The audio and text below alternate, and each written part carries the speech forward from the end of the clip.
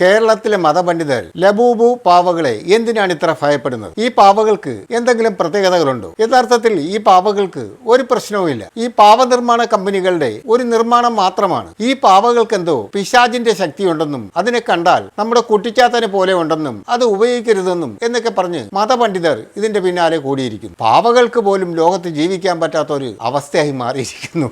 നമ്മുടെ പണ്ഡിതരെ കൊണ്ട് നമ്മൾ വലഞ്ഞിരിക്കുന്നു എന്ന് തന്നെ പറയാം. ടോയ്സ് നിർമ്മാണ കമ്പനികളൊക്കെ കാലാകാലങ്ങളിൽ അവരുടെ പാവകൾക്ക് രൂപമാറ്റങ്ങൾ വരുത്താറുണ്ട്. അങ്ങനെ രൂപമാറ്റം വരുത്തിയ ഒരു പാവയാണ് മറ്റ് പാവകളെ പോലെ തന്നെ ഈ ലബൂബു ഒരു പാവയാണ്. അല്ലാതെ അതിനൊരു പ്രത്യേകിച്ച് ഒരു കഴിവോ കാര്യങ്ങളോ ഒന്നുമില്ല. ഇവർ വെറുതെ ഓരോരോ കാര്യങ്ങൾ ആരോപിച്ച് ഈ പാവയെ വിവാദത്തിലേക്ക് എത്തിച്ചിരിക്കുന്നു. കുറച്ചു കാലമായി ട്രെൻഡിങ്ങിലുള്ള ഒരു പാവയാണ് ഈ ലബൂബു. നീണ്ട ചെവികളും ഉണ്ട കണ്ണുകളും നീണ്ട പല്ലുകളുമായിട്ടൊക്കെ വളരെ സൗന്ദര്യത്തോടു കൂടി നിലനിൽക്കുന്ന ഒരു പാവയാണ്. ഇത് തന്നെ ലോകത്ത് ഒരുപാട് പേര് ഈ പാവയെ കളക്ട് ചെയ്യുന്നുണ്ട്. അതുകൊണ്ട് തന്നെ ഈ പാവയ്ക്ക് എന്തെങ്കിലും ഒരു പ്രത്യേകത ഉള്ളതായിട്ട് നമുക്ക് കണ്ടിട്ടൊന്നും തോന്നില്ല. ഈ ലബൂബു പാവകൾ ഇപ്പൊ ലോക പ്രശംസ ആർജിച്ചുകൊണ്ടിരിക്കുന്ന ഒരു പാവയാണ്. ചൈനീസ് കമ്പനിയായ പോപ്പ് മാർട്ടാണ് ഈ പാവ പുറത്തിറക്കിയിരിക്കുന്നത്. ഈ പാവയെ കണ്ടാൽ കുട്ടിച്ചാത്തനെ പോലെ ഉണ്ടെന്നും ഈ പാവ നിർമ്മാതാക്കൾ ചെകുത്താനെ മഹത്വവൽക്കരിക്കാൻ വേണ്ടിയിട്ടാണ് ഇത്തരം പാവകൾ ഇറക്കുന്നതും എന്നൊക്കെയാണ് ഈ മതപണ്ഡിതന്മാരുടെ വാദം. എങ്ങോട്ടാണ് ഈ ലോകം പോകുന്നതെന്ന് ഒരു പിടുത്തവും ഇല്ല. മതപണ്ഡിതരും വിശ്വാസികളും ഒക്കെ ഇങ്ങനെ തുടങ്ങിയാൽ കുട്ടികൾക്ക് ഒരു പാവ വെച്ച് കളിക്കാൻ പോലും പറ്റാത്ത അവസ്ഥയിലേക്ക് മാറും. ഇവർക്കൊക്കെ